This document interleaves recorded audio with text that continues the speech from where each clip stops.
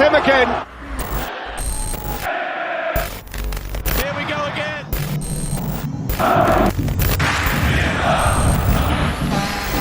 Messi! Mo Salah! Unbelievable! It's 3-0, it's game over. The cross back in, it's a great ball, back pass! Oh, they've done it! Western Sydney!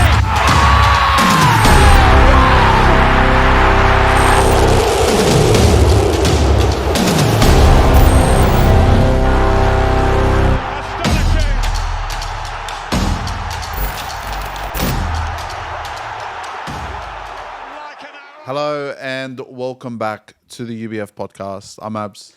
And I'm Thomas. Abs, how are you, mate? Mate, live and healthy. That's all that matters. Started filming a bit later this week, Abs. Any particular reason on that? Yeah, mate. I thought we'd try a 2 a.m. shoot. It's 2 a.m. somewhere in the world. That's fine. It is. Yeah. How many cups and coffees are you on? I've had 2 vitamin D energy pre-workout gummies. What workout are you doing, Abs? Doing a podcast with you for an hour is enough of a workout. Is that a mental workout? Or It's an everything workout, mate. It's an everything workout. Mental, physical, emotional. A lot of workout. But I'll tell you this: we've had a busy weekend as well. Massive. Saturday where did we go Saturday? We went somewhere on Saturday, I believe. We did. Saturday morning? Sunday morning, Abs. No, sorry, Saturday. It was the MPL derby. So that was MPL derby. Friday we had dinner for our good friend Nicholas. Yep. And then Sunday we had a busy day. We were at Blacktown. I think it's Charlie Barley Reserve. Charlie Barley. Thanks, Chloe, for that one. Didn't have to hop on a flight to get there as well, to Barley, which is good. You didn't. I had to drive 40 minutes to get there. But You arrived before me as well. That says something, mate. Comment, carry on. Now, we filmed with the Gordon sisters. Yep. Bethany Gordon of Canberra United and Chloe Gordon of Sydney Olympic. Stay tuned. Stay tuned. Thomas got absolutely bodied by Beth. Or Bethany, sorry. Did I score the goal of the day? Bruh, you're an ex-footballer, ex-promising footballer that could have potentially played at a elite level if things had gone his way. God, no. I'm an ex-rugby league player. Did I score goal of the day? Doesn't matter. You haven't answered my I'm question. not going to spoil the video. Doesn't matter. I scored goal of the day. Your worst moments of the day were a lot worse than your best moment of the day, mate. No. God, no. Left foot, weak foot, no chance. To be fair, it was fun, plenty of fun. The girls are pretty good. Then we're at the Wanderers Football Park for the Wanderers versus Melbourne Victory. Yes, got to speak. We'll talk about it in a bit with Emily Gilnick after the game as well. Mate, she's top. Lovely woman she is. Yeah. And then, it was fun. I was upstairs. I was watching the MPL game as well. The girls, this one's for you, Jude, mate. Freaking go on. The girls won. Unlucky, Mr. Dolan. Unlucky. Mate, JD Geezer, bro. God, no. Please, we're not doing that again. But it's been a good weekend. We've got some things lined up this week as well. Massive. Stay tuned. We're kind of bringing 2 codes together this weekend with I'm not going to reveal it just yet, but he's a successful businessman, ex-rugby league player. Got to meet him at the Invitational a few weeks ago. Yep. So we're going to line up. It's like a football matchmaker style video with 3 different clubs, and each club's, thankfully, thank you to all the media managers at each club that we've been able to talk to, has given us a different experience with each game. And stay tuned. I think you guys will enjoy this one a lot. I will. You know what other cross-code references that we've had, Abs? Our studio. They do a lot of cross-codes in their stuff. Lightweight Athletic Club. What a beautiful studio it is, Abs. And obviously use code UBF for... Code UBF 15? UBF 15, mate. Don't get that wrong. Jesus, let's try again. Code UBF 15. Code UBF... He's going to count us in. So what is it? Code UBF 15 for 15% off all your Lightweight Athletic purchases at the Lightweight Athletic range. Use code UBF 15 for 15%. Oh, it is 2 a.m. It really is. Mate. Let's try again. Use code UBF 15 for all your purchases. For 15% off all your purchases. 15 is 15% off. Everyone knows that. That's just, it's fine. I'll Just you're going to make that look pretty. So use code UBF 15 for 15% off all your Lightweight Athletic purchases on the what's the website called, mate? Oh God, here we go. Okay. Head over to lightweightathletic.com and use code UBF15 for 15% off all your lightweight athletic purchases at the beautiful lightweight athletic range. Thank you. You should be a spokesperson, Abs. Well, we just tried for the last half an hour, to be honest, mate. It's 2 a.m. somewhere in the world, Abs, as you were saying. Abdul, now, I don't give your club a lot of credit, especially when they've just made the top 6 for the first time in about 13 weeks. But there is a brother, same nationality as me, that I would like to address. Mr. Adrian Segacic. For a player that started on the bench, comes on, has made himself so prominent and vital to that Sydney FC team, finally gets a starting role after a couple of weeks, gets in there, makes a name for himself. He's top 5 scoring charts, Abs, at the under the age of 23. He's at the moment, I think, 2 goals behind Archie Goodwin, who's leading the Golden Boot. My boy Adrian Segacic. Adrian Segacic he would be starting in probably every other team in the league. Yes, you guys are stacked up front, so I get it from Mr. Ufuk Tele. But I don't think there's a better candidate for our Lightweight Athletic Club Player of the Week, Abdul. And let me big shout out to Adrian. Mate, Lightweight Athletic Club Player of the Week is Nicholas Minalo. Adrian Segacic. That was a high for Adrian and then dropped down. Do you not get the reference? I do, Abdul. Rocky. Remember Rocky? Yep. Adrian. Abdul, how was your visit to the corner post today? Obviously, another. It wasn't me. It was our producer, Jules, who went past and picked up a David Beckham bobblehead. Yes, maybe that was in response to one of your awful takes, as per usual. The reason why we're in a bustler. People have agreed online. People have hated. I've had to filter some comments.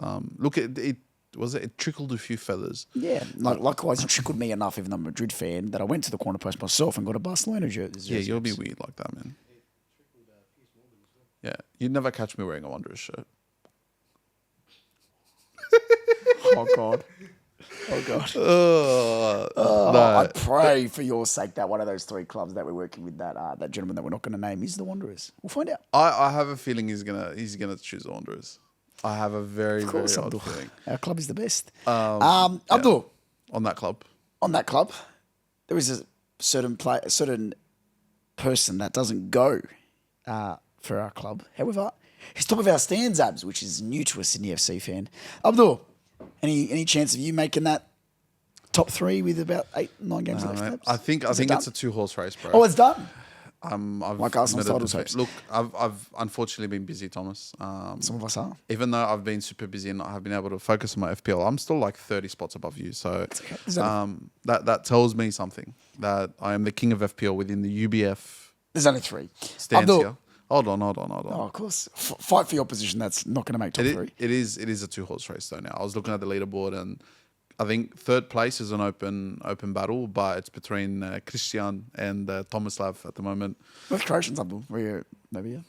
I Promising think I said it things. months ago. I think you guys must have a lot of time, you know. I would argue that Christian Popovic doesn't as a professional player. So That's okay. Christian, we told him we're going to buy him a MacArthur jersey if he wins this Maybe he competition. could buy us a MacArthur jersey. Actually, he might. Actually, we should probably say hi to him next week. I should message him and be like, Christian, we're coming to your homeland. Wanderers 1, Auckland 1, Abdul. Talk to us. Fuck, we should have won. Just straight out. You reckon? Yeah, straight out. Yeah. Yeah. You sure? I think that we dominated. I think we were unlucky in periods, Abs. Yeah. Thomas had to come up in a couple of moments after his horrendous error.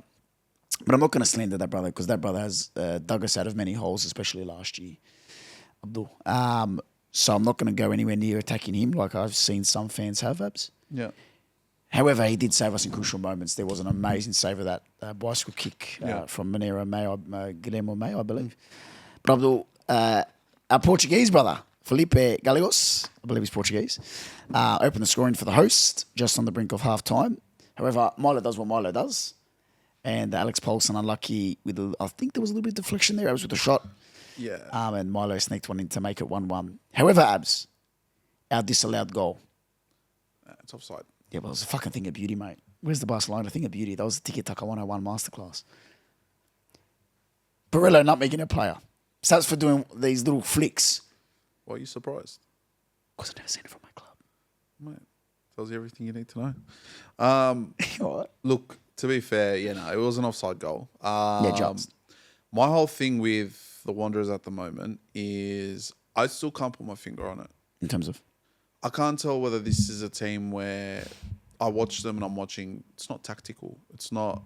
There's nothing pretty about the Wanderers at the moment. Oh, I think some of those plays were, to be honest. I think it's very passion. They're like, I'm not going to call them a passion merchant team, but they're very much. They're doing well. Credit to them. Credit to Staj. Better than your club. But I think it's driven by not so much the pressure, but I think there's a lot of passion and the support and everything behind them. And credit to the block, bro. The block were out of numbers in Auckland. Like, amazing. The Port Boys. Mate. The Port Boys thought they could have a little bit of We're scrap. not going to talk about that. We are. We're not going to talk about that. I'm not going to go into full detail, but No. We're not we're going to not going to go into full detail. But yeah, keep showing your support. We'll cut that part out because Abdul has just said no. Yeah. Why though? Just PG. tell you after. Okay.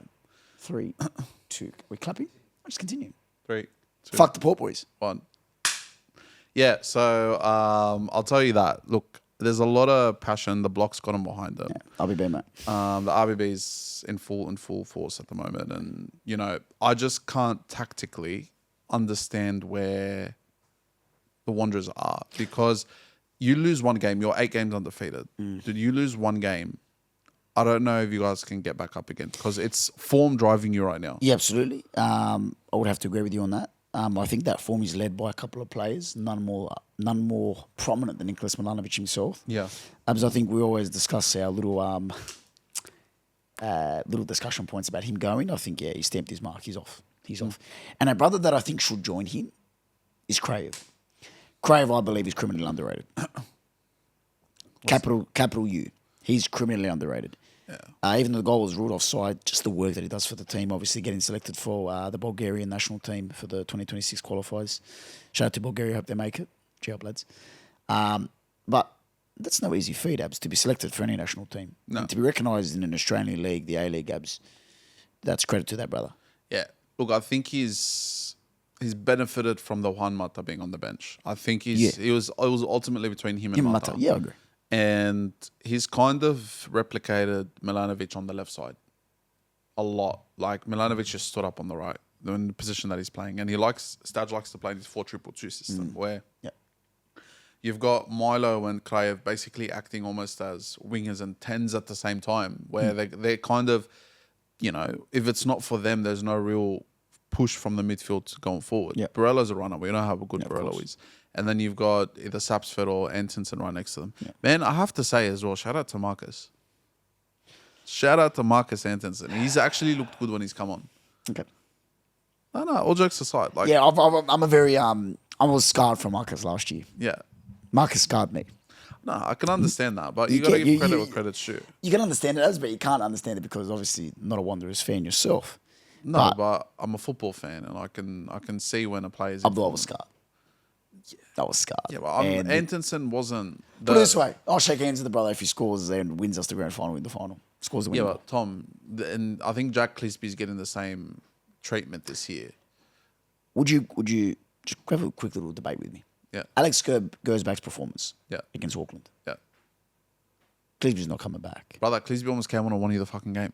Clisby's not coming back. Clisby came on and almost won you the game. Have his moments. Yeah, but Clisby isn't. And I don't know why I'm the one sitting here defending him.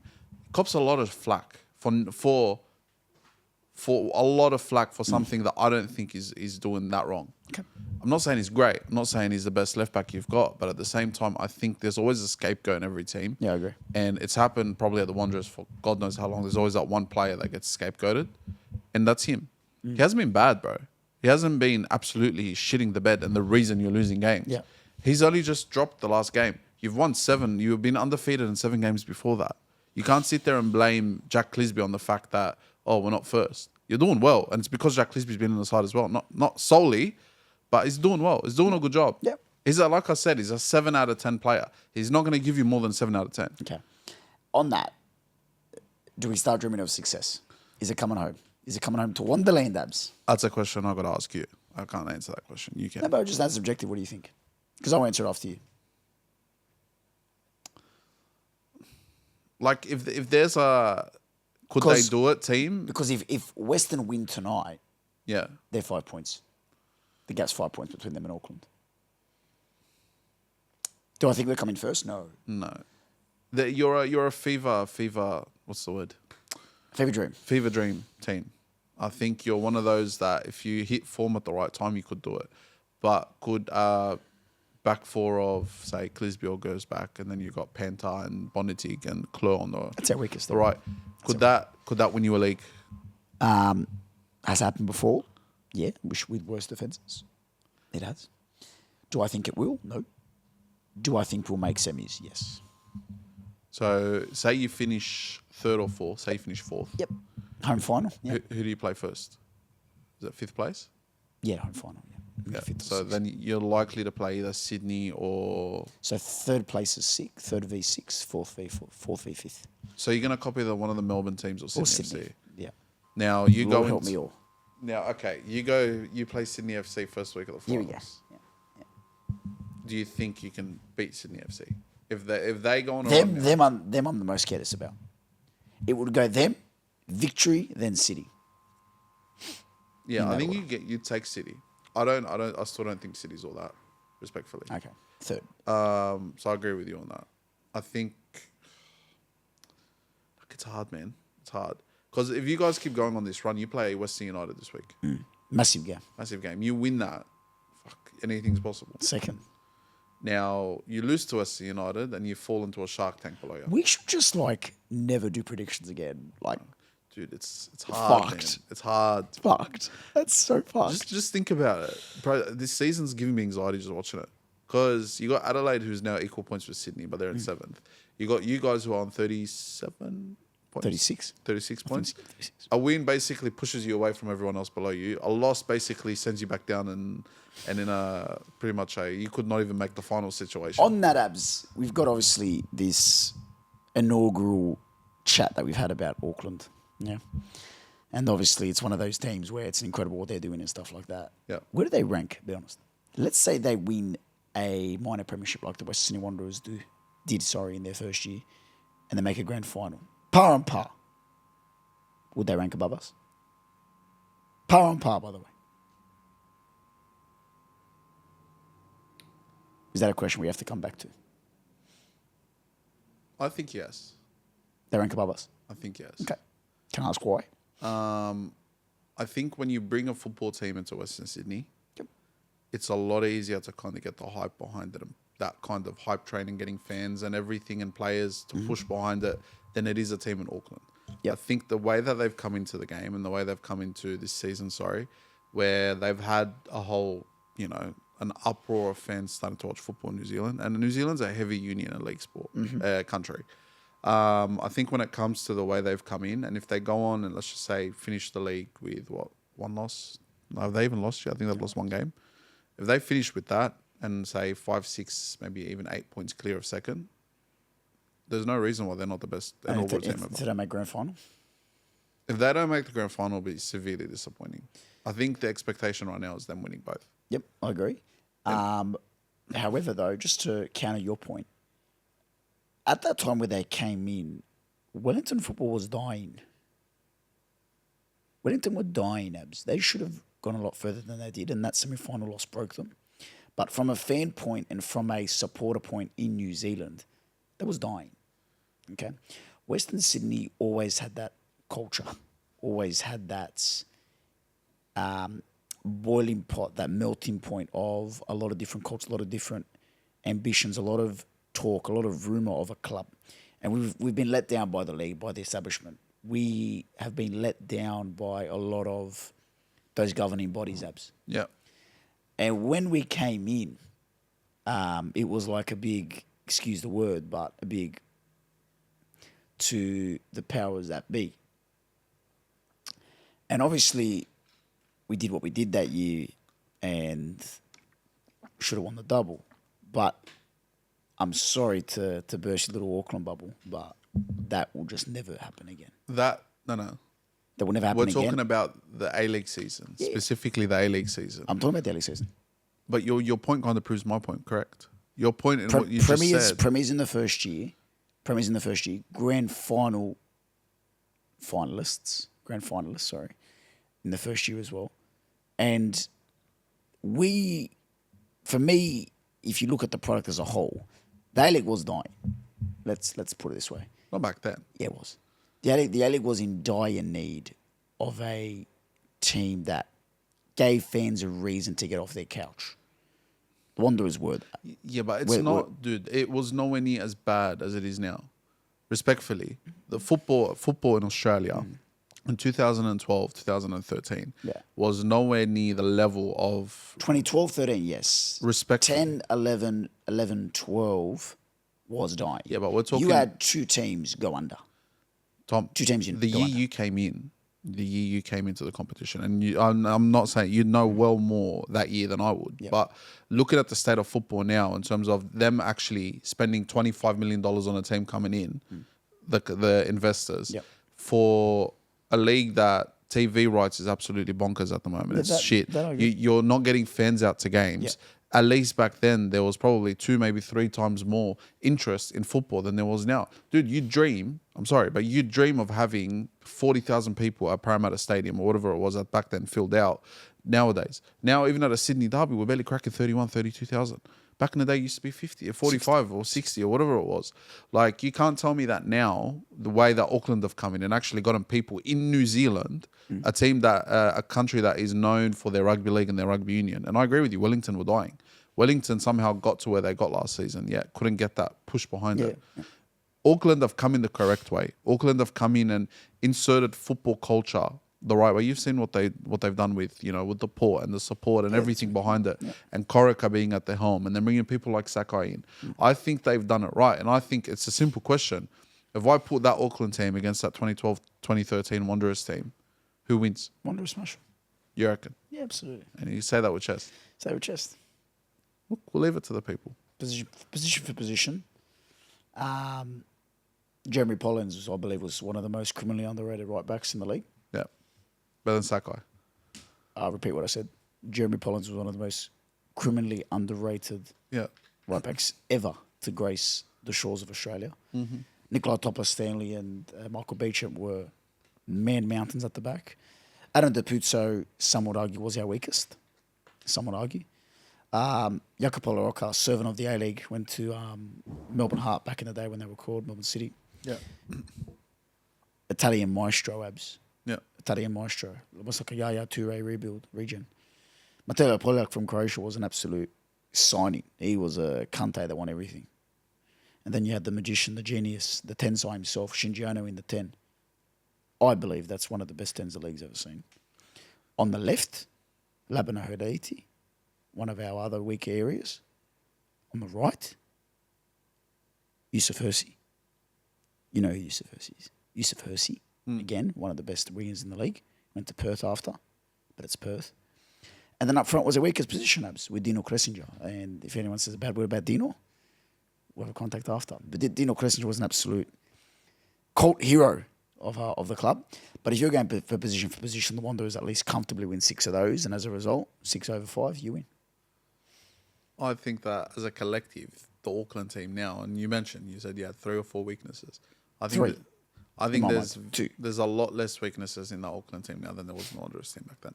And you're entitled to your opinion. And I also think that, and this is probably an unpopular opinion, I do think that Corica is a better coach than Popper.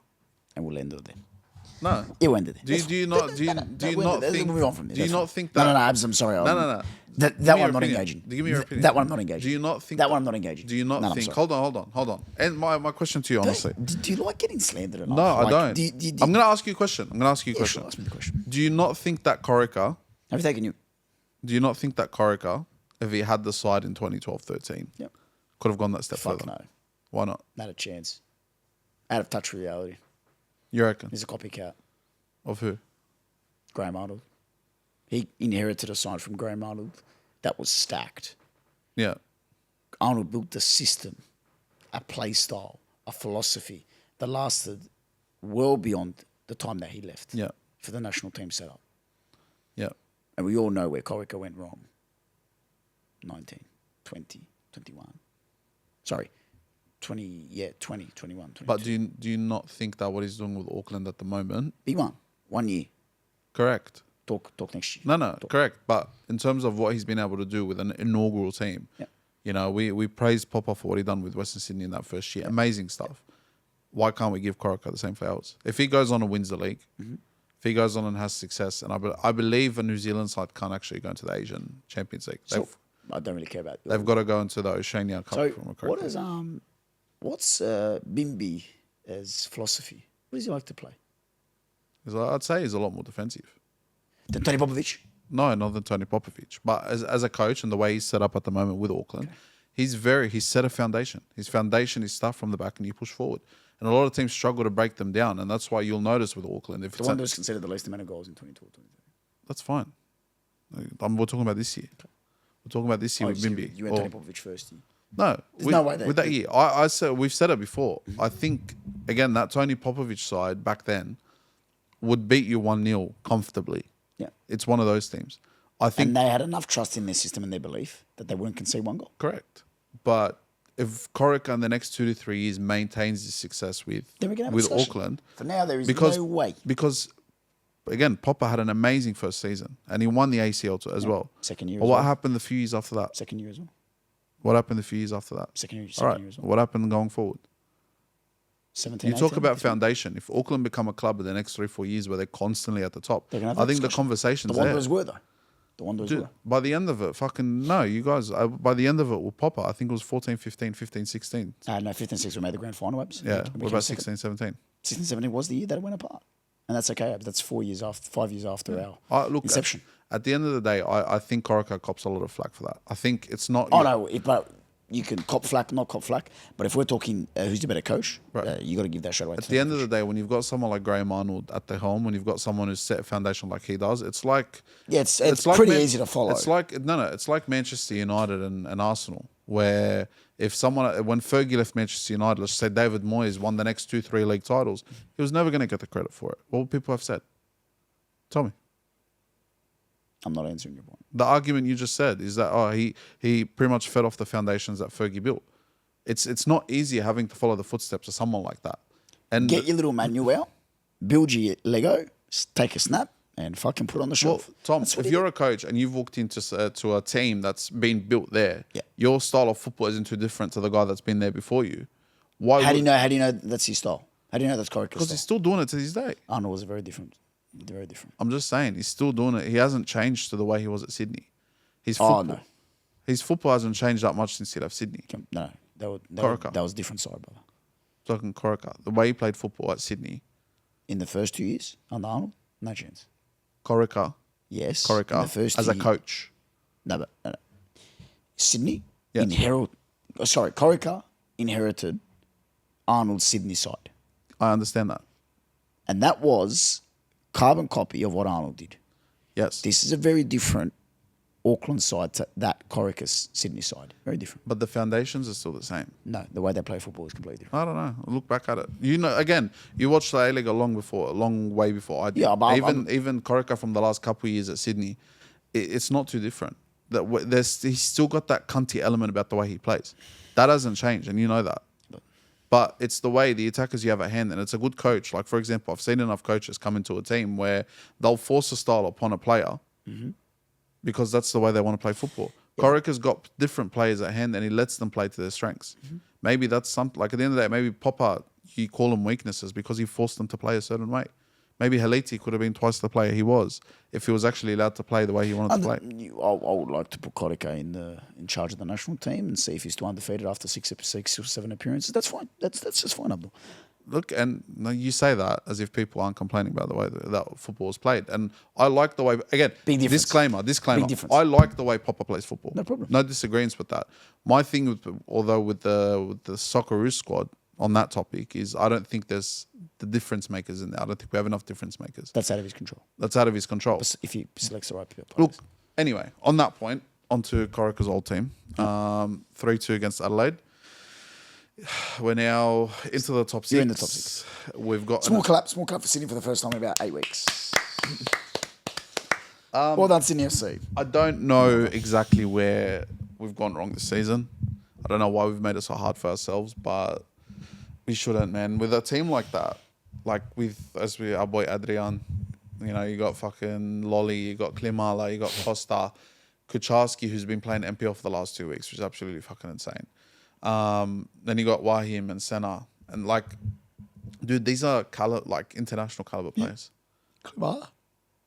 You know, we love Hayden. I don't think Hayden's loss is a capitulation, considering we got Alex Grant to come in.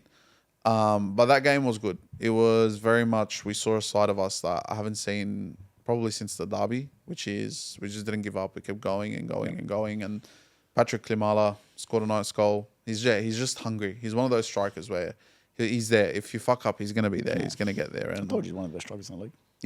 He's now second in the golden second or third in the golden boot, I believe. One behind Milo, one behind two behind Goodwin. Yep. I think when it comes to Sega, who scored his 10th of the season, I don't know how the fuck he's not starting, man. Is he one of the best super subs in A-League history? I think so. Don't say he's up there. Sorry, don't say he's the best, because there is a player that made his career off that, which is Brendan Santalab. And Brendan Santalab was an absolute icon and an absolute cult hero of the A-League for coming on, Abs. There was a period, 15, 16, where Tommy Urich was in the fold, where we had a lot of other strikers there, Abs. And it was a constant battle every week where we want him to start or we want him on the bench.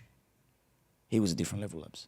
Brendan Santalab was a different level, and Segacic still hasn't eclipsed that for me. Yeah. If he does it again for one more year, we can have a serious discussion. But I do think that Segacic needs to go to a place where he starts.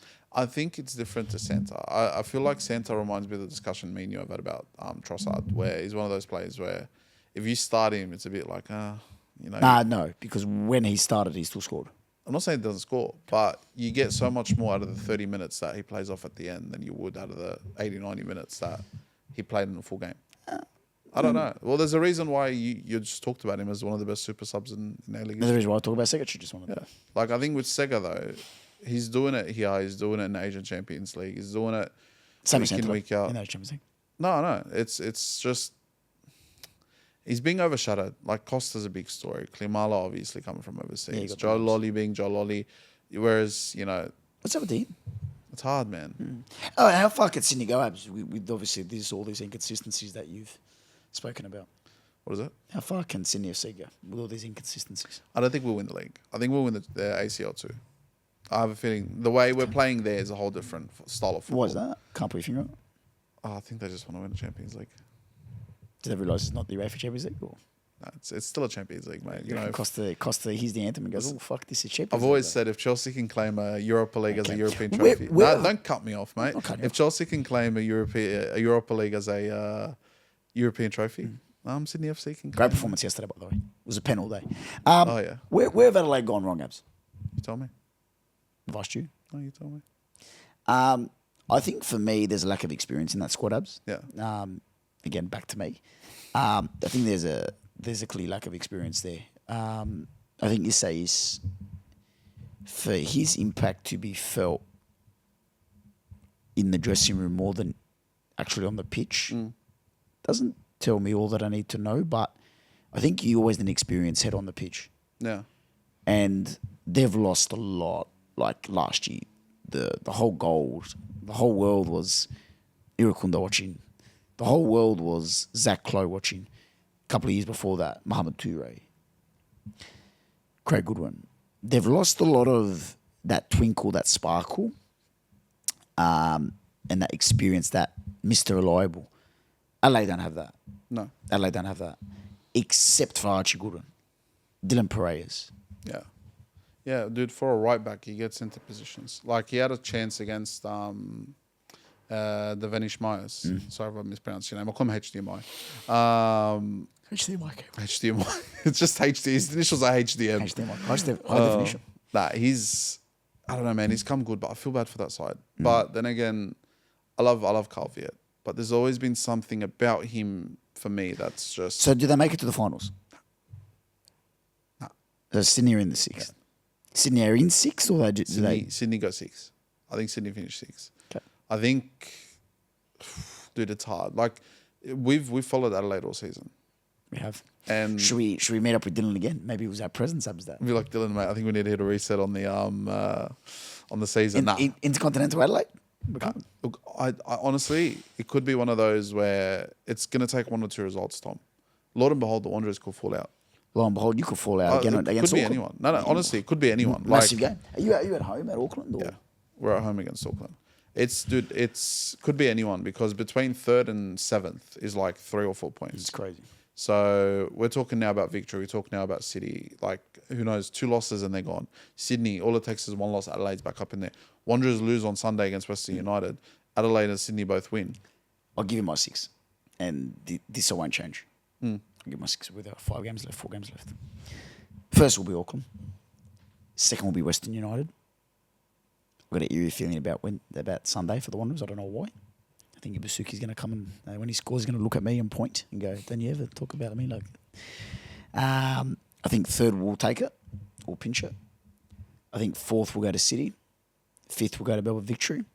And 6th will go to FC. Adelaide Fallout and Newcastle Jets, team that I said will make the 6. Unfortunately, didn't do their job against Wellington, Abdul. And Mr. Stanton has departed the club. Thoughts on Rob Abs? I think he took him as far as they could go. I like Rob. Great guy. I love Rob. Great guy. I really do. Obviously, there's a lot of internal problems inside the Jets Abs. Yeah. That we don't speak about because the people inside the people that inside that boardroom in that. It's above our pay grade. Yep. But the people that we've dealt with are absolutely excellent. Every single one of them. There's about 20, 30 people that we've dealt with at that club. Yeah. But there is something wrong there. There is something that we're not going to shed light on, obviously, because quite simply we don't know. But for a quality man like Rob to deflect all the blame away and deflect all of it and just wants the best for the club shows that he's been mistreated, Abs. And I think that it's a shame because there is a lot of talent in that Jet squad, Abs. Yeah. There is a lot of talent. And yeah, it's a bit sad to see because our Jets are sort of like our... Put it this way, Wanderers don't play, FC don't play, we watch the Jets. We do. Yeah, look, they've grown to be one of those teams where they're close to the heart for us. I think like we got to know a few of the boys really well, even the backroom staff. Rob himself got to meet him. Like every time Eli Adams scores, you probably see it on our story because you meet guys, and we've said it. You meet a lot of these players in the league, and you start to actually follow them properly, and yeah. But no, I feel bad for Rob a little bit. He's tried with this squad, but I think it needs that something better. And to be honest, Mark Milligan's been mentioned. Yeah. Assistant coach of Adelaide. The Bulls. I was gonna get on to Adelaide. I'm like, I think Carl Viet's a similar one for me. I don't think he can take Adelaide as far as we think they can go. Okay. Like, he's great, but there's just something about him, and I don't know him personally. There's just something about him for me that just it makes me feel like he's lost. He loses a dressing room very easily. He doesn't have that kind of power if things don't go right. Yeah. Like, you watch the way they're playing now. Dude, the only team that's conceded more goals than them at the moment is freaking Perth Glory. Brisbane and Perth, yeah. No. They've conceded more than Brisbane. Yeah, sure. Perth Glory is the only team that they conceded less than. Yeah, I think Adelaide have fallen off at the wrong time, massively. I don't think they could have picked the worst 3 or 4 weeks. It's falling off, and then there's parachuting without a parachute. How the fuck do you go from being in the conversation of winning the league, Top 2 winning the league, challenging Auckland, to not making finals? And the shit thing is that for them, this is the toughest year. Yeah. Comp-wise, points-wise. I think if it was a big enough gap at Abs and they had it, I think they would still be in top 4. Yeah.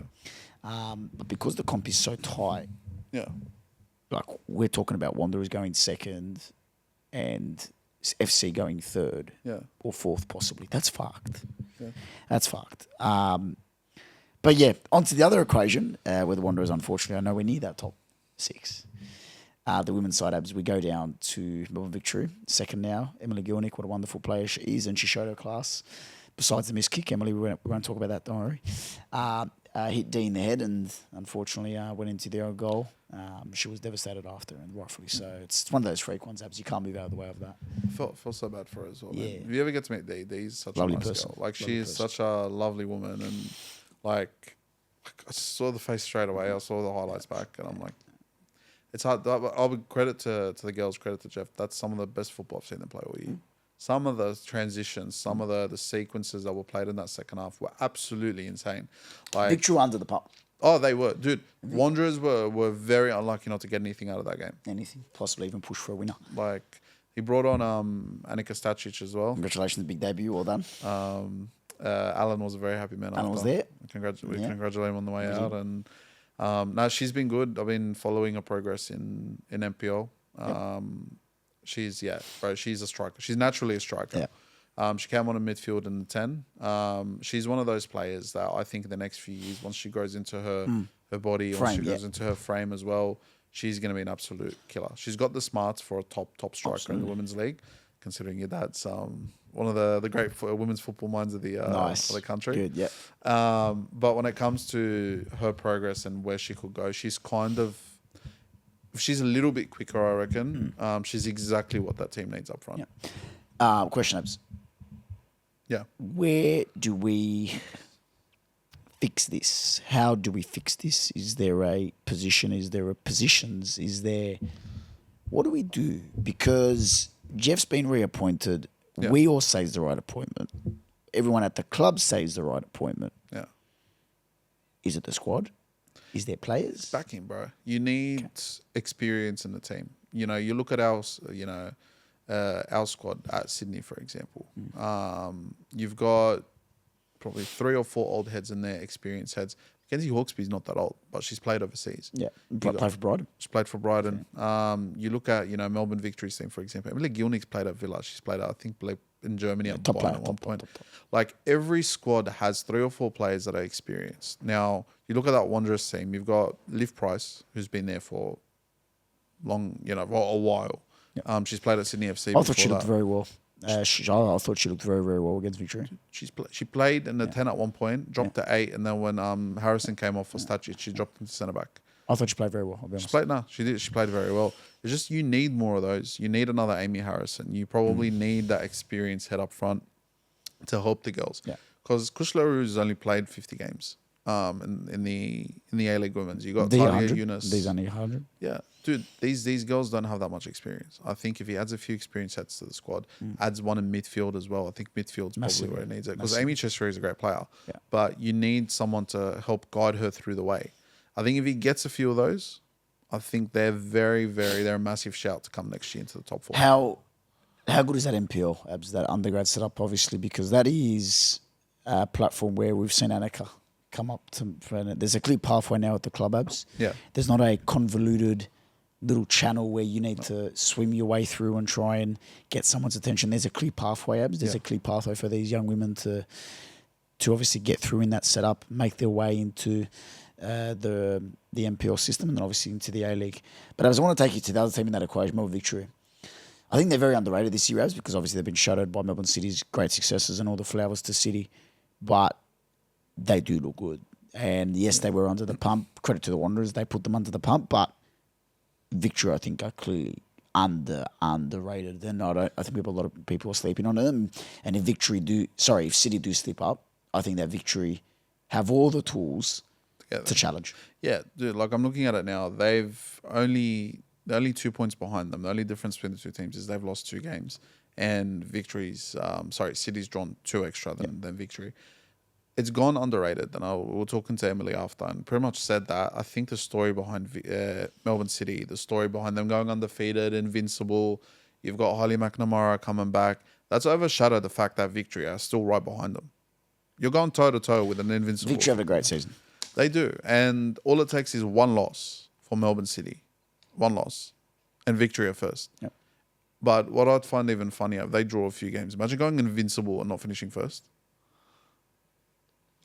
Imagine the scenes if that actually happens. Like if they draw a few, because they've drawn a lot of games. Yeah. And I'm not sure, do they play each other still? 2 Melbourne teams? I don't think so. No. No. So Melbourne City have the Jets and Perth Glory. Yeah. Melbourne Victory play Brisbane and Central Coast. Now, Central Coast will be tough. yeah, Brisbane will be. they could still make finals. Yeah. So it's between Brisbane it's between Brisbane and Canberra to make that last spot. Mariners in or Mariners out? Mariners are 31 points, so they're 4 points clear of 6 at the moment, and they got a positive They're in, yeah.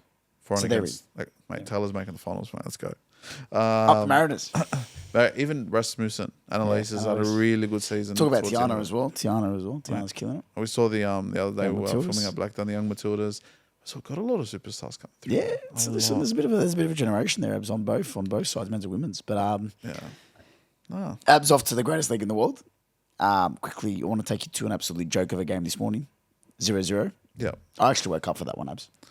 The derby, United versus City. Oh yeah. United. United. That was fucking woeful. That was a former system magician in Pep Guardiola taking an underqualified team to play his style, and then you've got a rip-off Pep Guardiola trying to implement his style with an underqualified team. Yeah. That was fucking woeful to watch. I forgot. To quote a great man, Yeah. where the fuck is the passion? How are you still passing a ball back and recycling the possession in the 88th minute in any game, first of all, but secondly, in a derby, in a Manchester derby? Yeah. And United should be embarrassed. They don't have anything to play for besides Europa League. But you're in 13th. That's fucking embarrassing. City, major stuff to play for. Champions League football and still in the FA Cup. Yeah. That's embarrassing to watch. Look, it's Why? Because you're scared of conceding a goal. Fuck off, dude. man. You think about it, and this is like the part of it that I hate. At the end of the day, if you take that risk in the 88th minute, if you're Phil Foden or I don't know Bernardo Silva, and you score that goal or it leads to a goal, Pep's going to be happy. Okay. They're more worried about Pep being upset that they're not playing the style. But Abdul. It's a lot. Hold on. It's a lot easier to justify doing what they do when you're first on the ladder and you're clear by 6 points, and you can kind of take those risks because it doesn't matter. Yeah. Whereas when you're playing like absolute shit all season, when you're battling 3-4 teams for fourth place, they'd rather turn around, do what the coaches set out, do what you need to do there, and do no more than that, because if things go wrong, who's going to cop the blame? It's not Pep. Pep's going to blame them because you're not doing the right thing. It's a fear. It's a fear tactic. Whereas I've always said this at the end of the day, Manchester City this season have lost too many good players. You look at the style of play they have out there at the moment. Omar Marmoush, Phil Foden. You've got Husanov, whatever his name is, at the back. Husanov, yeah. They're different style footballers to what Pep usually has. And I don't know whether he's in the middle trying to transition the style. But this isn't the same City it was 3-4 years ago. He's definitely not gonna transition his style. He's definitely not. He won't be there for long anyway. I just signed the contract extension, Abs. Dude, Everyone signs an extension these days. He's not. I don't think. I think he's either going to do one or two things. He's either going to go for this title one more time and just go guns blazing, or he's going to just start prepping this for the next manager. And I have a feeling they know already who's replacing him. And that is? I don't know. I think they know. I think because they've done the same thing, I believe, when Pep was at Bayern. I think he had already signed 2 seasons ago, and they knew he was coming. So they started buying players. The Kevin De Bruyne saga, when he was at Wolfsburg. He had pretty much, Bayern had agreed or whatever it was. And then he ended up signing with City for 2 seasons in advance. But they didn't know yet that Pep had already left to go to, was leaving towards Manchester City. That's why they're under court currently. Abdul. Yeah. I want to take you to that man that you just talked about, obviously Kevin De Bruyne. Announced his retirement. Has been up in arms for about the last 8 to 9 months, Abs. Servant to the Premier League, arguably in the greatest 11. My quick question to you is, you've got the obviously discussion that we have, that Lampard, Gerrard, Scholes. Build me your 3 greatest Premier League midfielders. He'll be number 1. Out of the 3? Yeah. You look at, and I feel bad for him because I think had he done this at any other team, he'd be his flowers at the moment. They'll be building statues already. Yeah, because I don't think he's a traditional midfielder, definitely, Abs. I don't think he's a 10. I don't think he's an 8. I don't think he's a 6 even, Abs. He likes to play in that right little pocket between the right winger and the 10, if you will. But I would have to agree with you. I think arguably numbers-wise, stats-wise, I saw a stat today. He's got the best assist ratio to minutes. Yeah. 177 minutes per assist. Yeah, like he That's one every 2 games. That's fucked. bro. You gotta forever. We're not gonna appreciate him for another 20 years. No, I agree. Like the same way we look at Gerrard and Lampard now, we didn't look at them like that when they were playing. So, indulge me for a second, Abs. Give me your top 3. Doesn't have to be 6 or 8, 10. Just go. Just the top 3 midfielders of all time. De Bruyne. First. Okay. I love how you reverse it. You go first, second, third instead of third, second. Okay, yeah, go. Go to Bruyne first. Should I go 1-3-2? Sure. 3.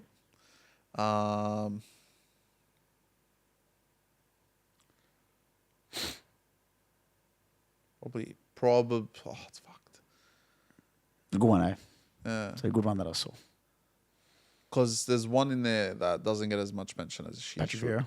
You got Vieira, you got Fabregas. Because even when he came back or what he done at Chelsea, people don't forget that. Again, I'm not saying he's top 3. Okay, obviously, I just asked for top 3, but you give me top 20. But carry on, top 3. I'll go Vieira 3, Gerrard 2.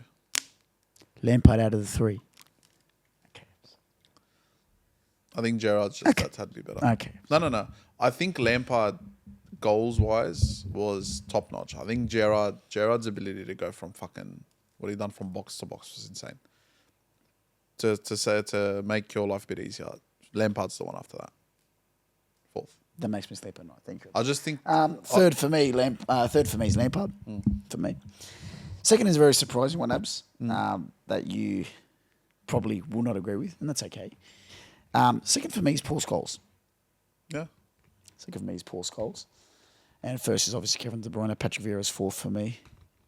Patrick's 4th. Steven Gerrard's 5th, and Roy Keane's 6th. That's for me.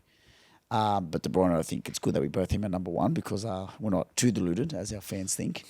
But obviously to that team that Patrick Vieira is from, Arsenal Webs. Pgmol, have you had any hate mail from them? Do you want to send them any hate mail? Oh, brother, I'm I'm about to send them piles of feces and bags at this point. Okay. For legal reasons, we don't condone that. And obviously that won't be mine. Abdul, penalty or not? Fuck no. Bro, even Should Lewis Miley Skelly trip, stumble and fall to attempt to get the ball, then save himself, but Harrison does make a mess of it. Does attempt and looks like to pull Lewis Miley Skelly up. he pulled him down, and then freaking he falls over because he's pulled him down. How is that a pen? Like, honest to God, like there's soft penalties, and I can accept a soft penalty. That's way beyond soft. Like, it's not even. It should be a foul the other way. That's what I think as well. Like, and just to indulge everybody, I've pulled up. Here comes the stat man. He's back. He's back. He's actually gone away for a while. 7th of April, 2025. Talk to me. All right, so I've gone on to. Your flowers are coming up the stairs as we speak, by the way. We did miss you. Thank you. The stat man. No. I didn't miss the singing. Look, so we've had a few moments this year. Let's indulge everybody. Arsenal's biggest rival, Pgmol. No, it's actually themselves. But carry on. So we've had a few decisions this year, and we're now entering the double digits stage of points lost because of Pgmol. They could be first if this didn't happen. Declan Rice gets a second yellow card for kicking the ball against Wolves. Do you remember that one? Yep. Yeah. How'd you feel about that one? Is that forgetful? Carry on. Huh? Forgetful. Carry on. Yeah. We don't do that to the mic. It's not gonna fucking, they won't hear my complaining. Arsenal versus Man City. Remember that one, Trossard? Mm-hmm. The second yellow card. Yep. Arsenal versus Brighton, where they awarded a penalty to Brighton for Saliba Do you not sleep at night thinking of these things? hitting the ball. No, I don't actually. It fucking pisses me off the next morning. Arsenal versus Brighton. Brighton penalty awarded for collision of heads between Saliba and João Pedro. Mm-hmm. Only Arsenal have been penalised for a clash of heads. Arsenal versus Wolves, where MLS got a red card. Miles was Skelly. That I remember. Yeah. Arsenal versus Everton. The penalty that we just talked about then. Arsenal versus Liverpool. Havertz denied of a winning goal. That's the one that bothers me. Yeah, because of a handball. That wasn't a handball. It hit him here. Yeah, no, I remember that one I remember.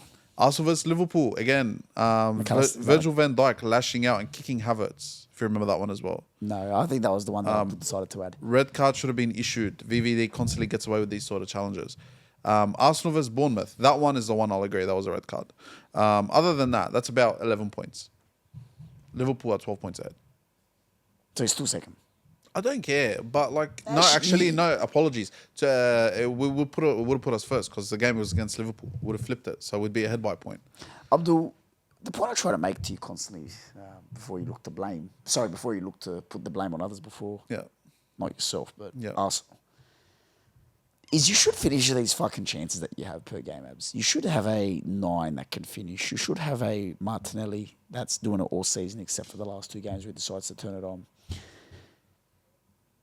You should finish their chances without these little things. Yes, these incidents do change games, and yes, a multitude per season do swing the title in different ways. But again, I don't think you have anyone else to blame besides yourself. I'll be honest with you. Our defense has been good enough. Yeah, I agree. We need to finish our chances, but we're the best defensive team in the comp for a reason. Mm-hmm. We're one of those teams where yes, we probably should be scoring 4 or 5 goals a game. Yep. But the 2 or 3 that we score have been more than enough because we concede less than 1 goal a game. Now, there's more than enough of a case to make that the injuries haven't helped. Obviously, they haven't. You're playing Moreno. We walked into a Champions League game a few weeks ago with Tini, Moreno, and freaking Sterling up front. Like, Sterling almost fucked the goal that we scored. It's a 1-on-1. 2-on-1 because Trossard caught up. How do you manage to fuck that up? Good player, Sterling. What's your front 3 against Madrid? Martinelli, Moreno, Saka. God bless our world. You know what? Tactically, though, it should be interesting. Tactically, it's going to be interesting. Because Against Moreno... fucking- No. Because... What's the problem? You're getting fucked. No, we're not, You're going to actually. get fucked. Mark my words, and I'm going to say this now. Arsenal will beat them at the Emirates. Clip it. Arsenal will beat them at the Emirates. You tell me when I can walk off. What do you think not? Arsenal- Ferland Mendy's out. Hold on. Ferland Mendy's out. They're actually missing a few players. Ferland Mendy and Ceballos are currently out. Which means Ceballos that... had fuck all impact on the squad. Danny Ceballos is Hold on. Shulmani's also in doubt. in So, doubt. You're making Camavinga the has to play left back. So that takes That's him no out of the problem. midfield where That's he's no been problem. killing it all That's season. no problem. Valverde, more than likely, is either going to be at right back. No fucking problem. Well, go ahead. Some of us are in the Champions So League. be honest. You think... 2-0. 2-0 at the Emirates. Right. 2. 2-0 at the Emirates. No, 1 but 2. Can't score 2 against Everton. 2-0 at the 2 against Emirates. Madrid. 2-0 at the Emirates. Courtois out or Lunen's playing? No, Courtois. Courtois in. That's fine. 2-0. 2-0 at the Emirates. Mark my words. Come back and you're going to be fucking laughing. What happens if they lose, Abs? They lose, bro. No, but is there anything where I can retaliate? They lose. At the end, 2-0 against... No way, I'm sorry. they lose. Clean sheet. Yeah. You are deluded. You are fucked. 2-0 at the Emirates. Yes, you can't be serious. No, 2-0 at the Emirates. I believe in my team, bro. No, you fucking believe in me. I believe that tactically, I think we're more than inept to be able to actually do something against Madrid. And Madrid are going to come play football. They're going to puck a bus. If Madrid puck a bus, I'll be very surprised. If Madrid come play football, I'm not worried. If Madrid come puck the bus, that's what worries me. And it's not going to be, I'll tell you now, I'm fucking shocked. the game's going to be won and lost in that midfield. It's effectively going to be their midfield that they like to play usually, which is Modric, Bellingham, Valverde, and whoever the fourth one ends up being. And I think the fact that Moreno playing at striker, him coming, and if you watch him, he actually comes and basically plays in midfield That's anyway. what a false nine does, yeah. It's gonna be a good clash. I think there's more than enough legs on both sides to be able to compete. It's just a matter of who finishes their chances on the day and who defends better. Because if Timber comes back, we've got Timber back. My only worry is that Gabriel's gone for the season. Yep. So does he play Ben White at centre back? He's injured Or still. does he? No, he played against Everton. Full game. Yeah. Well done, Benny boy. Or does he play Timber at centre back and Ben White at right back? Nah, it doesn't matter, to be honest. You're fucked. Well, you are getting Listen, absolutely just from a destroyed. team, respectfully, from a team that fluked the Champions League 4 years ago and that walked into still that Real win it. Madrid game expecting to be fucking bent over and smashed. Viewer discretion there. For that one, so. And then walked over against, who was it again? Bayern Munich you beat as well on the way there. beat a lot of teams. You beat a lot of teams on the way there. And no one believed they could do it and then beat Manchester City in the final as well. I'd expect a bit more faith from you. You've seen it before. Kopama got his first assist in 16 games. Congratulations. Fuck up. Enzo Maresca's been on... Losing some hair follicles is already bold. Abdul, Yeah. Liverpool 2, Fulham 3. Imagine if you won the game against Everton, Abs. 9-point difference. Wow. So it doesn't make a difference. See, Yeah. it doesn't, correct, it's over. Legs over. Sorry? I already said it on TikTok weeks ago. Sorry? But the first time the league's over, did I hear that? I'll show you on TikTok. I've said it weeks No, ago. that's fine. No League's need, over. no need to jump League's up and over. down. No need to jump 7th up and down. of April, If you- producer. If you follow us on... The league is over. Done. Congratulations to Liverpool, our Premier League title winners. Well done to Liverpool. Clap for Liverpool. That is it. Clap for Pgmol. Fucking get the salt out. His brother's got the salt. Liverpool's 12th man. Look, bro, it's over that. I'm not salty about it. I'm more annoyed with Pgmol than I am with Liverpool. I don't care. Like at the end of the day, if it wasn't us that was going to win it, the way it was going, it was them. Okay. Rodrigo Muniz, what a turn. Mate. What the question I want to take. Yeah. Was that Van Dijk's defending or was that... That's Virgil van Disney, bro. That's who defended there. It wasn't Virgil van Dijk. That wasn't... Virgil van Maguire, as they call him. Do we agree that Muniz did a wonderful turn or was that Van Dijk, you reckon? No, it was one Was for it- by Muniz. Was it Van Dijk or Muniz? Muniz is great. Muniz basically Fucking beautiful. He turned him inside out. Beautiful. Beautiful. Seriously. We've always said Van Dijk. I don't know if you've seen that No, video where careful. they explain Careful. Van Dijk likes to defend with his aura. There's times where players actually go at Van Dijk, like Muniz did, and will be able to Perisic. get past him. Abdul, Robertson, time to go. Another stinker. They're gonna have to buy left back. They got no one else. Connor Bradley's going to play on the right because Trent's gone. They got to go into the market. But then again, who do you go? Do you go for Robinson? You got to think who fits that style. Do you go Robinson from Fulham? Do you go Ait Nouri from Wolves? There's a few options, but What about Aina? yeah, but Forest the building, bro. I like Forest. Like they're kind of like that Jets for me in the Premier League, where I've got a bit of a soft spot for them. Okay. Until they play us, which is a whole different story. But Mr. Alex Iwobi. mate, my guy. Iwobi. And Emil Smith-Rowe, Abdul. Tearing Liverpool a new one. Abdul, beautiful goal from Iwobi. Seriously, beautiful finish. Yeah, slight deflection. Who cares? Yeah. Who fucking cares? Beautiful to get in that position, obviously, and to strike it the way he did, Abs, with conviction and the way that he was looking for that top right. Yeah. Yeah, slight deflection. Who cares? But Abs. But I think their bounce back from the FA Cup has been excellent. Yeah. Because it was they were one of those teams that should have, could have, and probably deserved to be in that semi-abs. Crystal Palace fucking turned them inside out. They just had their way with them in that game. Yeah. Freaking, there was no way to getting around it. I think they came back against Liverpool. It shows Liverpool's fragilities, and I've said it week in, week out. If you go at Liverpool, you're likely to get an outcome. They didn't show them any respect. They didn't show them any, kind of sit back, come play us. We're going to show you guys the respect of the top team. No, they came and played them, and they played football. Yeah. PSG done the same thing. They got an outcome. We done the same thing. Probably should have won that game. But too many times, too many teams show Liverpool respect. And I'm glad Fulham didn't do that because we actually got to say that there is weaknesses in this team. If you sit there and put pressure in the middle of the field, their lack of six is always going to come and hurt them. So next year, start of the year, you've got Palace, Yeah. you've got Fulham, Yeah. you've got Forest, Brighton. Brentford. Yeah. In that five, talk to me. What's the order? Who finishes higher? Brentford's not finishing any of those guys. What? No. Thomas Frank ball. No.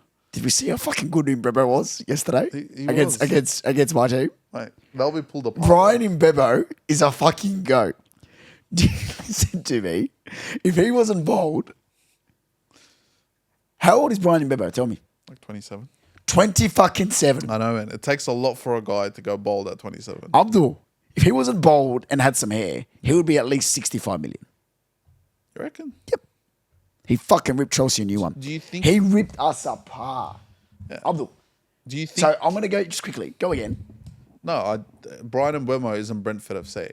Brian Mbeumo is going to leave Brentford FC. Well, Wiss is a fucking goat as well. Again, Norgard's killing it. it takes a whole... Damsgaard is doing different things at that club. You know the saying, it takes a whole army to build a city? I It think... takes a lot of Thomas Franks to build Brentford. Hold on. You got to look at the teams that we've talked about. Brentford at the moment have 2-3 players that we can go, fuck. You guys could be playing for Liverpool, or Arsenal, or City. What about Flecken? Flecken's a brilliant great. keeper. Great keeper. But the only team in that top six traditional that needs a keeper is you guys. Even though your fucking best Sanchez your is best woeful. keeper's on loan. I don't know why the fuck Petrovic isn't there. But it's besides the point. Sorry? Petrovic. Best keeper at the club. Best keeper at Chelsea. Oh, okay. Yeah. Do you agree? Why not, Thomas? I think Kepa was the best at the club. Well, he's up Bournemouth now. He's at the Cherries. Up the Cherries. So, again, name me your order. Brentford, Yep. Brighton, Yep. Bournemouth, Yep. Forest, Yep. Fulham, Palace. Yep. Forest. Forest first, yeah. Yeah. Bournemouth Second. second. Wow. Clive at Semenya. Okay. Fulham, Palace, Brentford, Palace, Brighton. Brighton. Palace, Brentford. Brighton, Brentford. Yeah. I think those are out of them lot. Fulham. Yeah. I think West Ham. No. Under Potter. I think West Ham, if they buy well, Yeah. could be another team. Only because I think Potter's football actually suits West Ham at the moment. Okay. But when it comes to Brentford, Mbomo's going in the summer. Surely. Someone comes in, 45, 50 mil. See you later. Mate, we saw. One of them's got to stay. It's like Eze and Elise. One of them will go, one of them will stay. And I think he'll kind of take the next step. Damsgaard has got Tottenham written all over him. Big Ange, mate. Mikkel Damsgaard. Just on Ange. Bro, he's been in the media and a half recently. Feel bad for him. I like that, brother. Like, he's a great guy. Do you see your dad at home? Or? Yeah, I see him at home. He was there. I said goodbye to him on the way here. I've never seen then my dad and Ange Postecoglou in the same Straight to room media. once. Straight to media. Nah, look, a lot of talk about Ange recently. He needs to leave. He needs to leave. Yeah. And it's not that he's not good enough for Tottenham. I think he's better than Tottenham. Yeah, I agree. But the way He's the definitely club, not the city. He's definitely not the next city manager. no, I'll be honest. Just the way the club's dealt with him, the way the club's kind of handled the situation, the way Daniel Levy doesn't back you the way you need to be backed. Let's be honest. Ange Postecoglou's football didn't need a James Maddison. Not that James Maddison was there after him. Ange Postecoglou's football needed someone like, like just off the top of my head, he needed a Gravenberch in there. He needed someone of that style. He needed someone that could go box to box and be able to just play that game end to end to end to end. Huh? Saar's not. I've never rated him, but I like Saar. I prefer Saar over Bentancur. I prefer Saar over Bergvall. no, look, I like Bentancur. Bergvall is the one for the future. Yeah. Who's the other guy they got in there? Pepe Saar. Not Pepe Sarr, is the other guy. Archie Gray. No, Archie Gray's good. Bro, Archie Gray's filling that centre back. That bloke's not even freaking like. There's a fucking cam on FIFA. Yeah. Abdul, on to They got one more midfielder. Who was it? your father. No. Premier League. Not Sessegnon. No. He's at Fulham now, brother. Believe he represents. Hold on. Bear with us. Before we move on to the topic that Thomas is about to have a stroke with. It's just what we do, mate. It's just what we do on our phone trying to find, isn't it? There's no write-ups. Lineups. Here we go. Here we go. We got it. Then we got Bentancur. Basuma. That's who it was. Basuma. Basuma's fallen off a cliff. That's like, even with him, bro, like he had so much potential. We were going after him. We thought we had Basuma. We thought we'd signed him. We thought we had Deal, Sarr. the Basuma Odegaard, midfield. I think you're thanking your lucky stars. Yeah. However, you might need a few more Basumas to beat Madrid, in my opinion. But Abs, talk to me about your Champions League predictions for this week. So on Wednesday, we have Arsenal versus Madrid Yeah. and Bayern Munich versus Inter. Talk to me, Abs. Arsenal at home. Let me pull up this. That's 2-0, isn't it? Is that 2? Arsenal 2-0 at home. Okay. Bayern Munich versus Inter. Bayern are at home.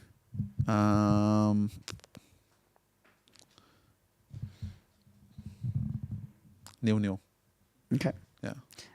Would you like to go to Thursdays or do you want to hear mine first? I'll go yours first. Okay. Madrid 1-0 at the Emirates. Yeah. And 1-0 Inter away from home. I think Marcus Thuram. Yeah. Somehow, some way. Or maybe I feel like Nicolas Barella. Fucking thunderstruck. Oh, Not yeah. Nicolas, my apologies. Before my Italians have a panic attack. Nicola Barella, my apologies. Nicola Barella. Talk to me. Thursday. Borussia Dortmund versus Barcelona. What are we thinking, Ams? What are we feeling? Barcelona at home. Yeah, Barca. Oh, does Pedro get on the score sheet? Sorry, we'll move on. PSG versus... You know what? I opened a lot of people's eyes with that. There's a lot of people that agreed. A lot of people open your eyes off our podcast, then turn back Anyway, off. I'll do PSG versus Aston Villa. PSG at home. PSG 1-0. 1-0 only. Okay. Yeah. Dortmund 2-1. Against Barca. Oh, because Pedri's going to have a stinker. No, just Dortmund 2-1. Yeah. And then Ready for the real shock? Villa PSG 3-0. PSG 3-0. PSG 3-0. Destiny Dure? Yeah. Adura, whatever. I know it's a midfielder. Yeah. No, we're winger. France, up forward. 18 or 19 years old. Gun. I think he's going to have his way with Villa. Yeah. And I think Dembele, Zane and Emery, I think all of them are just going to have their way. I think it's going to be too good for the Hatters. Are they called the Hatters? Aston Villa. Aren't they the villains? Can you cut that last part out? Oh, it's so bad. Who's the Hatters? I don't know. Oh, well, Jordan mate, will just cut leave that it in there, mate. That's No, fine. don't. That's fucking horrific. Mate, the Hatters. All right. Basically, what I'm trying to get out of all these finals is I think that on the flip side, I think that Madrid will beat Arsenal at the Bernabeu. Yep. And that takes it to... Arsenal win the tie 2-1. Let's win the top Yeah. 2-1. I think Villa beat PSG Overall. at Villa Park. Yeah. Okay. I think that's another 2-1 tie. That'd be good scenes, yeah. Barca will beat Dortmund both legs. Yep. And I think that Bayern win on penalties. That's my favourite tie Yeah. of them all. Bayern win on penalties. Bayern Inter. I'm going to go Inter. I'm going to go Inter win the tie 2-1 or 3-2. I'll It'll be go a tight one. Bayern on penalties, 5-4. Stanisic to score the winner. Thank you, Abs. Well done. Josip. Josip Stanisic, mate. Abdul. Yeah. I see a lovely little link here, Abs. Would you like me to click that link? Am I clicking the link? Remember, guys, to never click links you don't know about. Good. Yeah, good. This one here says cleared by producer. So that means, do I click that? Yes. Okay. You have your Northern protection on, mate. I do my VPN Northern protection on Abdul. Yeah. Abdul, I've got 1 to 10, and what am I clicking? So what Producer, do you what want am I clicking? Producer can't hear you. Producer said 8. No, 7. True or false? Is that 7? Yeah. Okay. I'm going true or false, or you're going... Do you want to answer true or false, or would you rather answer who am I? I'll answer the true. No, I'll answer the who am I. Okay, sure. Okay. So you're gonna give me I'm gonna give you the true and false ones. Yes. Phone down, please. Okay. Abdul. You got 10 questions here. Yeah. Okay. It took CR7 27 games to score his first Champions League goal. True or false? False. It's true. It's true. The answer is true. 27 games. Champions League games. 27, yeah. Cristiano Ronaldo. Because remember, he played some with his Sporting. 27 Champions League 27 games. Or 27 games. 27 games to score his Oh, first. no, Champions League. that's fucking true. Next question. Yeah. They really misworded that question. The phrase park the bus. I love how you're arguing with goal.com. But anyway. We have some words goal.com. Okay. Pgmol, goal.com. Notice the phenoms. It's you. The phrase park the bus arose when Jose Mourinho was forced to park the Chelsea team bus after the bus driver felt ill. True or false? True. False. Oh, my days. Singer in Irish boy band Westlife, Nicky Bryan, Yeah. played for Leeds United before moving into music. True. Yeah, it's true. Sir Alex Ferguson managed the Scotland national team. True or false? False. Answer's true. Actually. Yeah. Shit. Yeah. Doesn't say when. Liverpool legend Kenny Dalglish is known as a King Kenny because he's related to the British royal family. False. Good, well done. Frank Lampard has scored more Premier League goals than Thierry Henry, Robbie Fowler, and Michael Owen. True. And he's still not in your top 3. Anyway. Bayern Munich star Thomas Muller is a keen chess player and once won a Bavarian chess tournament. True. False. He won something around Bavaria. I remember Yeah, that. fucking World Cup. Former Brazil and Barcelona star Dino spent time in prison after being found out to have a fake. True. Okay, Fake good. passport. Paraguay. Nice. Yeah. Very good star in the prison 11 team, by the way. David Beckham took ballet lessons during his time at Manchester United in order to improve his agility. False or true? David Beckham. True. Answer's false, Abdul. I don't know. Sounds like a David Beckham thing. So you have got From- 3. Yeah. That's shocking. Brazil icon Pele phone down. Brazil icon Pele once started in a Hollywood film alongside Michael Caine and Sylvester Stallone. True or false? True. Yeah. Well done. 4 out of 10, Abdul. Disappointed. Disappointed. That first one threw me off a bit. I can't lie. 40%. Okay, Abdul. Right. Who am I? Thomas. I'm about to get ripped.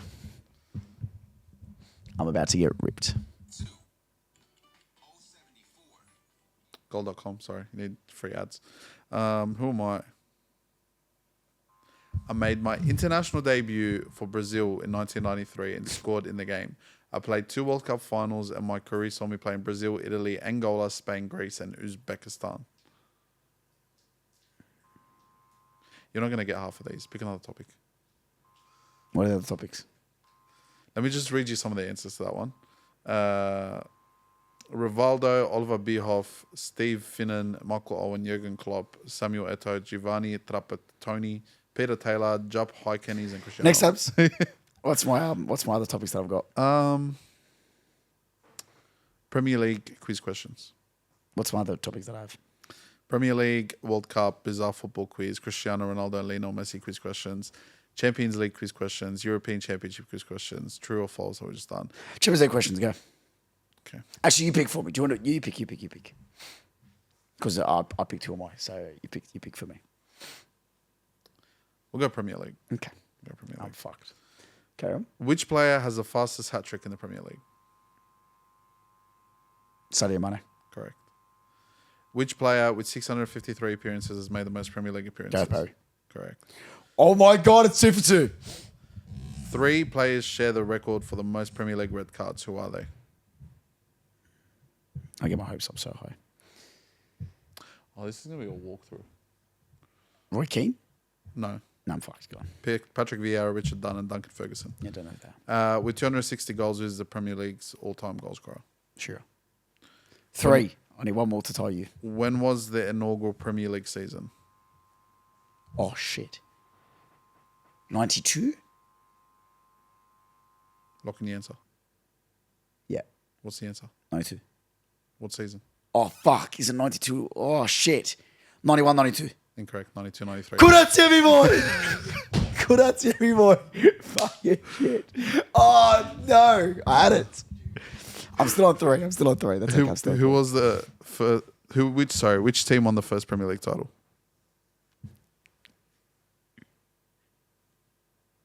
Fuck. Can't be United.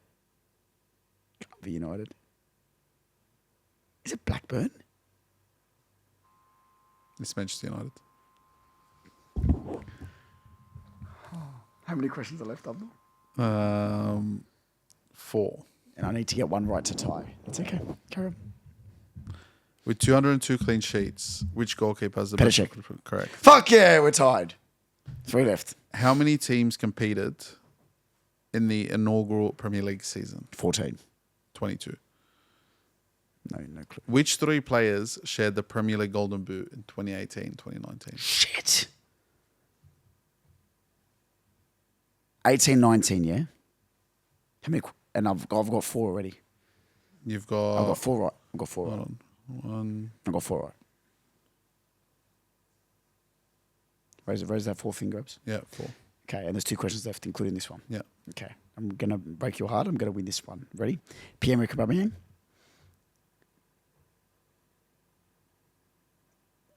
Jamie Vardy, Sadio Mane. Incorrect. Heung-min Son. Pierre-Emerick Aubameyang, Son. Sadio Mane, And Mohamed Heung-min Salah. Son. Oh, The year before, it was Son and Aubameyang. fucking crats. So it was Aubameyang who? Aubameyang? Aubameyang, Salah, Mane. Last question. To win. To win. The fastest goal in Premier League history came in 7.69 seconds. Who scored it? Christian Eriksen. Incorrect. Shane Long. Go again. Yes, okay. All right. Give me another one. Oh, I thought I had it there, Abs. Oh, fuck. Oh, Abs, I really thought I had it there, I mate. did my best impression of...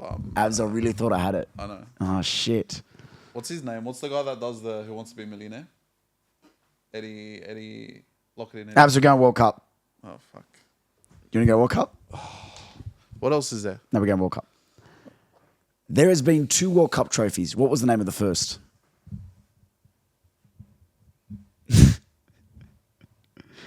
Have a clue. Yep. Name of our producer. Huh? Name of our producer. If you get the first name, I'll get it right. I'll give it to you. Is it his actual name or Yes, is we it got- alias? Julian. Wrong, Jules. Unlucky. It's actually Jules River Trophy. Number 2. Which country won the first ever World Cup? Uruguay. Well done. Which country has won the most World Cup trophies? Should be simple, Webs. Brazil. Yep, 5. 2 countries have won the World Cup twice. Can you name them? Oh, that's a good one. You won't get this. Spain. Nope, wrong. Bye-bye. France and Uruguay. Which country has appeared in 3 World Cup finals but have never won the competition?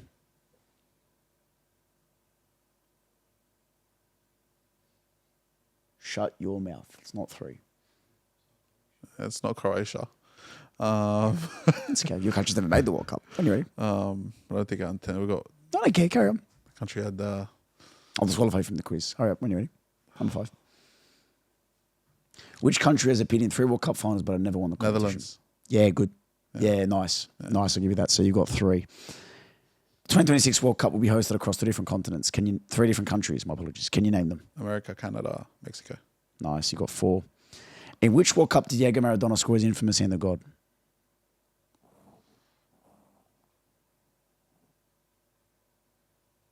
Hold on. 86.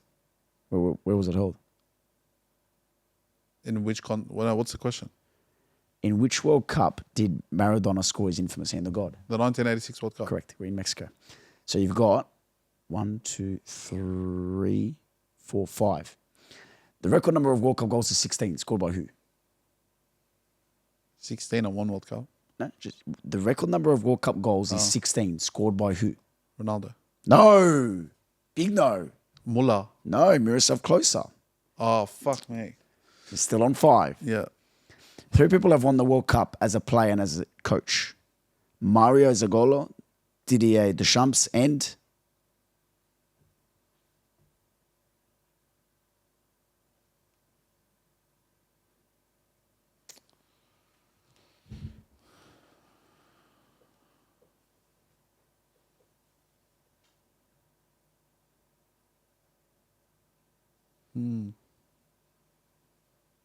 It's the Argentina coach, isn't it? no, wrong. Who was it? Franz Beckenbauer. Oh, yeah. 2 English players have won the World Cup Golden Boot. Who are they? Michael Owen. Nope, wrong. Gary Lineker and Harry Kane. Yeah. Abdul, you got 5. I need 5 to tie, 6 to win, 4 to lose. Fuck hell. Take me to mine, Abdul. Give me one. The producer's turned off his laptop. That means this will be the last segment, Abdul. So you got 5. European Championship questions. All right. Number 1. In which year was the first European Championship held?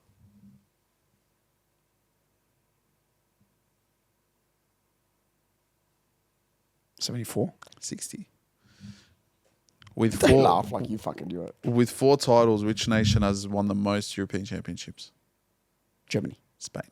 Kudats. What is the name of the European Championship trophy?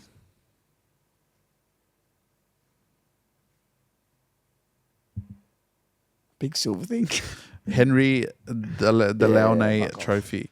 With, So I need from 7 more. I need 5. yeah. Oh God help me. With 9 goals, who scored the most goals in a single European Championship tournament? No clue. Michael Platini.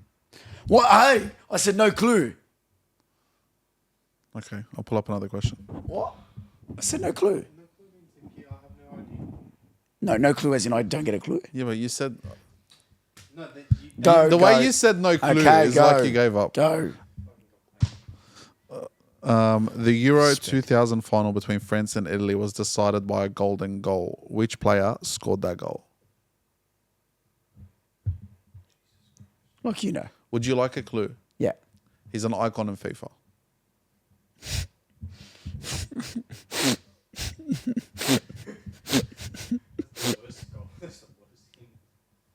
It's so many.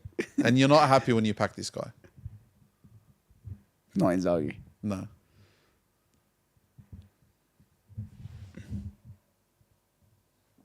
He's not a striker. He's a striker.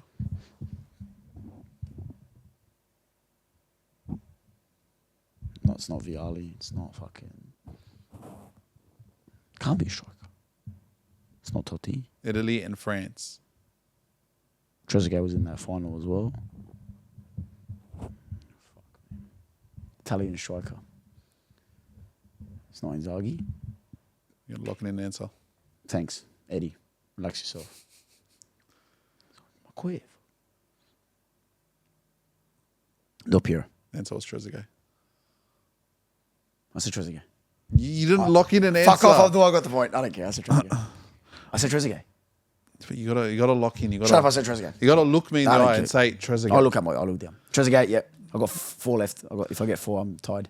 England's all-time leading European Championship goal scorers have tallies of 7 goals each. Can you name all of them? How many are there? 2. Rooney? No. Lineker? Owen? No. Harry Kane. Kane and Alan Shearer. Kane, Shearer. Um, Both the ones I didn't name. Which one of the following 3 teams has not won the European Championship? Denmark, Belgium, or Greece? Belgium. Correct. Runners up in 1990. Denmark notably won Euro 92, despite the fact that they did not initially qualify. Which team did they Yugoslavia. replace? What was the answer? Yugoslavia. Correct.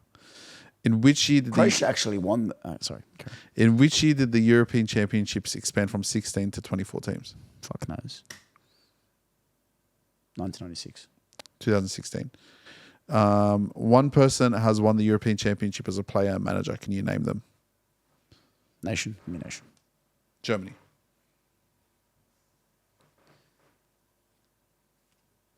Clear manager of Germany. Nothing. Franz Beckenbauer.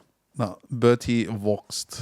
Do you know who Bertie Wilkes is, Abs? No, I don't actually. Yeah, quiz is fucking rigged from the start. Anyway, let's just call it a tie.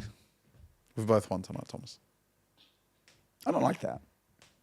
Well, I like if you a winner really and won, loser. I won that one then. But I'm trying to, Let's go. make sure my friend is happy. Croatia wasn't involved in the quiz. Fun fact, actually, Abs. In the 1986 Yeah. youth championships, like World Cup for the under 21s or whatever, Yeah. it was in Chile, Abs. Yeah. And the Yugoslavian squad won the tournament. There was 9 Croatians in the starting 11. So we actually won a World Cup. There's a reason why you're bringing it up as a fun fact. Okay. And we have been About Football. I've been Thomas. And I've been Abs. Ciao, ciao.